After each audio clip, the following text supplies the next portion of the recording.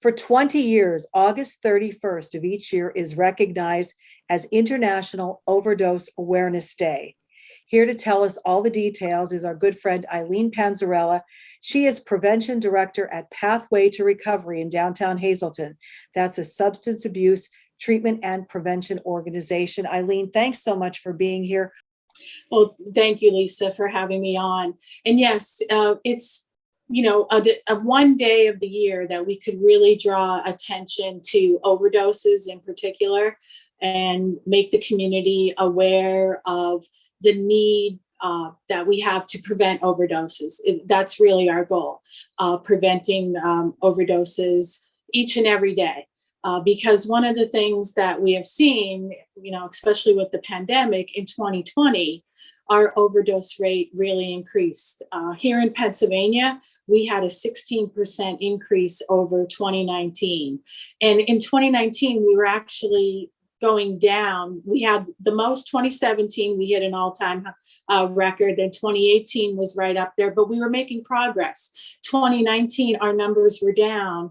And then once the pandemic hit, we saw this increase. So there were 5,172 deaths in 2020 just in Pennsylvania alone for overdoses. And nationwide, there was a 29% increase. There were over 93,000 deaths related to overdose last year.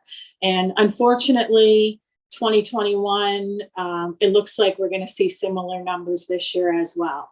With the pandemic still going on, we haven't been able to do a lot of community outreach and, help people. And there's just so many reasons why that number went up. I think a lot of the support networks fell apart last year when the pandemic hit.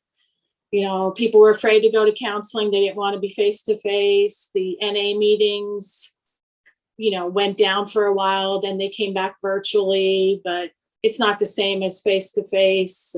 So anyone who was really new to recovery struggled last year. You hear oftentimes that sometimes people have access to drugs that are in their own home that may be an outdated prescription or a prescription was left in the cupboard or what. So you're trying to do something as well about that.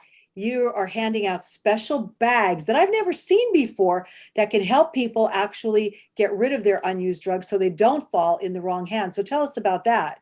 Medication abuse right now is one of our number one issues. And people are looking in other people's medicine cabinets for medication, especially pain medications. Xanax is also very popular. And not only people addicted, but teenagers too.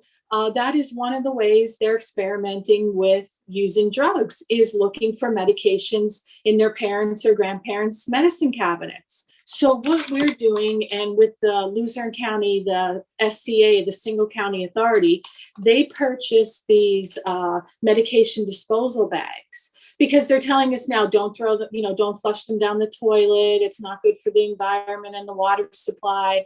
And you don't even want to kind of put them in your garbage just like that, because somebody potentially could get their hands on it. But these disposal bags, you could drop them in here and they can hold, pills, 50 pills even, and you add water, you reseal it, shake it up, and it forms a hard gel around those pills. And so then you could just safely dispose of it right in the garbage. And so that's what we're going to be doing, distributing them on Tuesday, on Awareness Day. We'll be at the Laurel Mall from 10 to 3. And we'll also be in front of Representative Tara Toohill's office on Broad Street from 11 to 1, distributing these pouches. And I know you told me that if people don't make it this week, that they still have another opportunity to get them at the Bella Italia Festival at Community Park.